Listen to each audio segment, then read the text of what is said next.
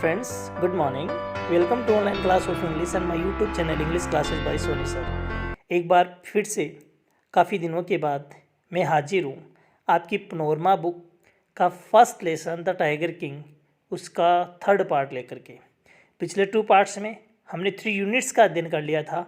अब इस पार्ट में हम 4th and 5th यूनिट्स का अध्ययन करेंगे। तो let's start.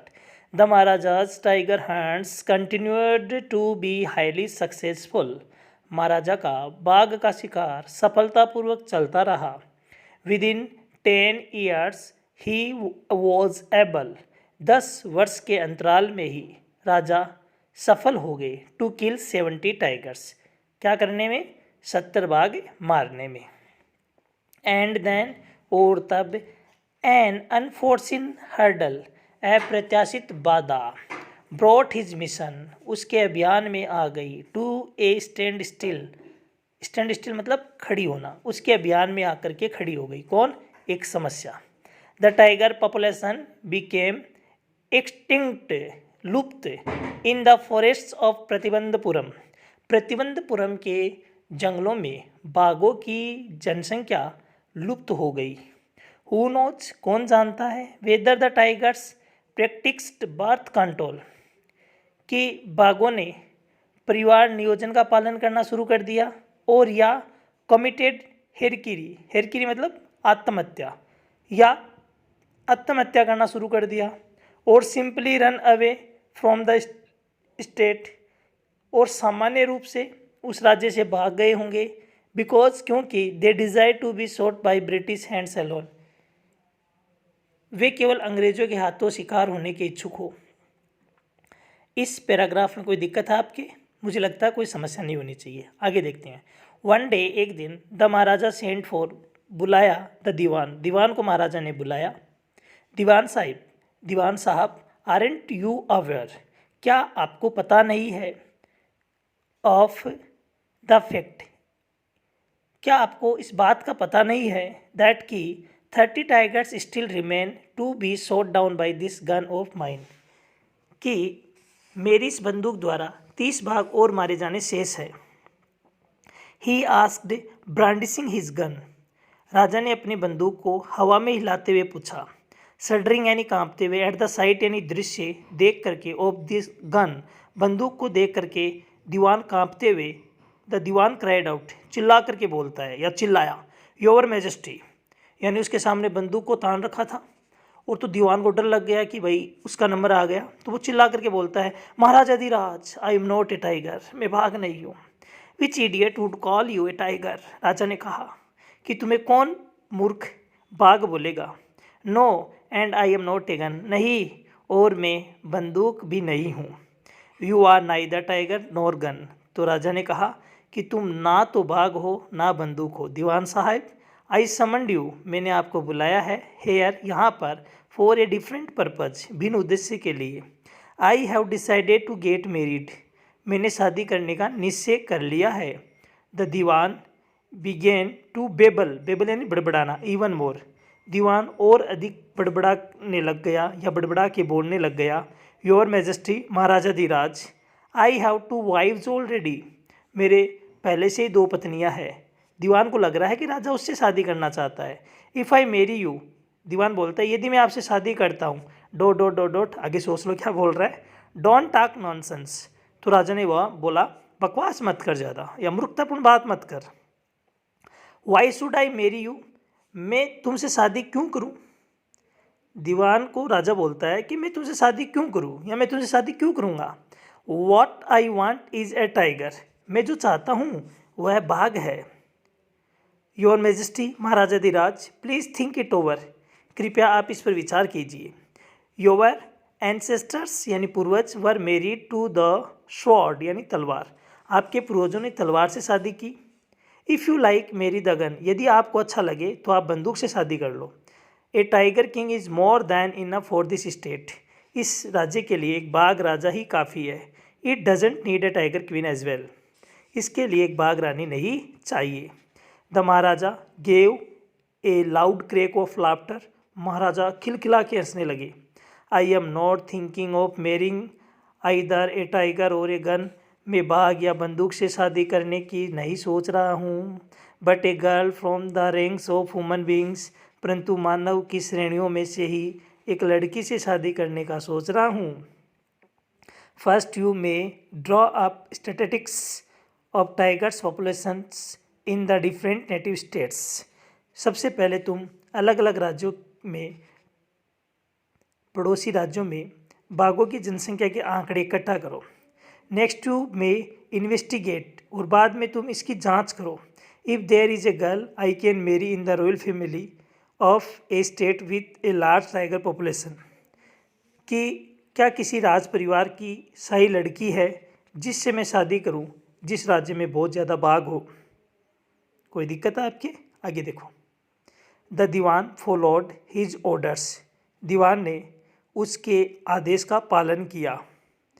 He found the right girl from a state which possessed a large number of tigers, उसे एक ऐसे राज्य की सही लड़की मिल गई जिस राज्य में बाघों की विशाल जनसंख्या थी।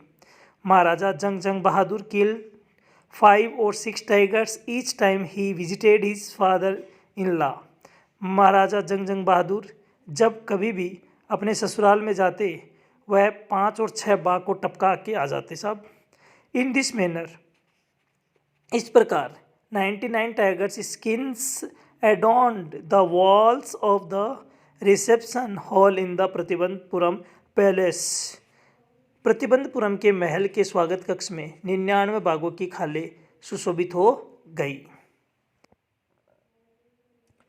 द महाराजाज एंग्जाइटी, चिंता, reached a fever pitch when there remained just one tiger to achieve his tally of 100।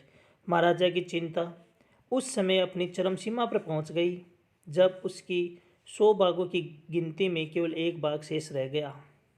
He had this one thought during the day and the same dream at night। राजा दिन और रात में केवल उसी बाघ के बारे में सोचा करता था, उसी बात का जिक्र किया करता था कि उसे एक बाघ कहाँ मिले। By this time the tiger farms had run dry even in his father in law's kingdom. इस समय तक बाघों के क्षेत्र बाघ विहीन हो गए, यहाँ तक कि उसके ससुराल के राज्य में भी बाघ नहीं थे। It became impossible to locate tigers anywhere. बाघ को कहीं भी खोजना असंभव बन गया था। Yet only one more was needed, केवल राजा को एक बाघ और चाहिए था। If he could kill just that one single beast the Maharaja would have no fears left. केवल राजा को एक ही बाघ चाहिए था, और यदि वह एक जानवर को और मार दे तो महाराजा भय से मुक्त हो जाते, उनको डरने की जरूरत नहीं थी। He could give up tiger hunting all together, और इसके साथ ही राजा बाघ का शिकार भी छोड़ देंगे। But he had to be extremely careful with that last tiger, किंतु उसे इस अंतिम बाघ से बहुत सतर्क रहने की आवश्यकता थी। What had the last chief astrologer said, अंतिम स्वर्गीय प्रधान ज्योतिषी ने क्या कहा था? आपको याद है, उन्होंने कहा था कि even after killing 99 tigers the Maharaja should be aware of the 100th। 99 बाघों को मारने के बाद भी 100वें बाघ से महाराजा को बहुत सावधान रहना चाहिए। ट्रू इनफ, पर्याप्त सत्य है ये बात। The tiger was a savage beast after all, आखिरकार बाघ एक जंगली जानवर था। One had to be rid of it, प्रत्येक को इस बात का ध्यान रखना चाहिए, राई यानी ध्यान रखना। But where was the 100 tigers to be found, लेकिन ये 100 बाघ कहाँ मिलने वाला था? It seemed easier to find tiger's milk than a live tiger, बाघ का दूध प्राप्त करना एक जिंदा बाघ प्राप्त करने से ज़्यादा आसान दिखाई देता था। Thus the Maharaja was sunk in gloom, इस प्रकार महाराजा उदासी में डूब गए। But soon came the happy news which dispelled that gloom.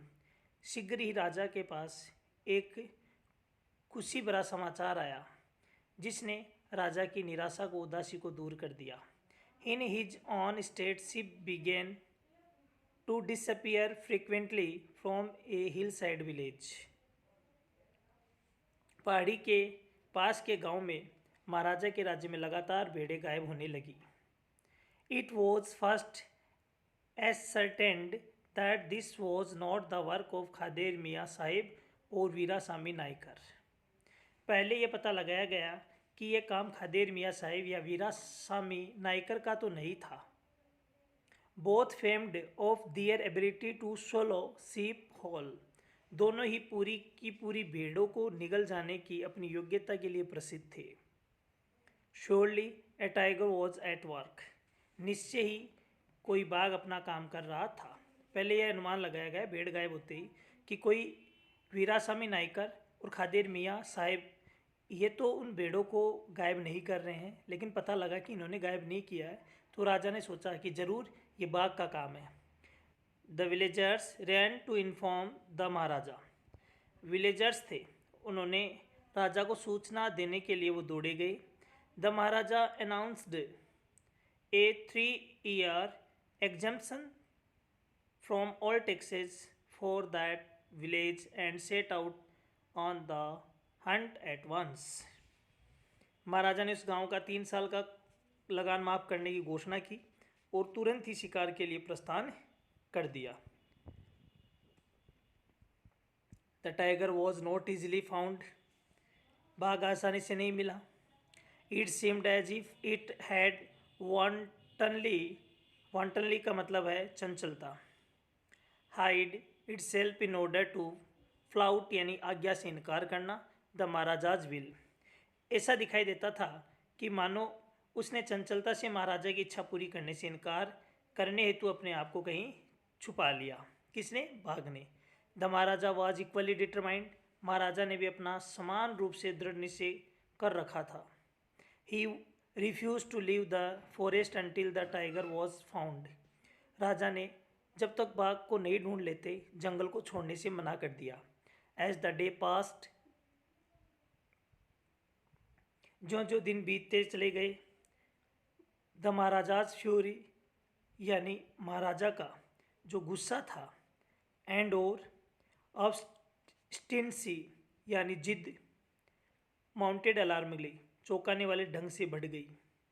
Many officers lost their jobs. बहुत सारे अधिकारियों ने अपनी नौकरी को खो दिया। राजा गुस्सा आता और वह इन ऑफिसर्स को नौकरी से निकाल देता।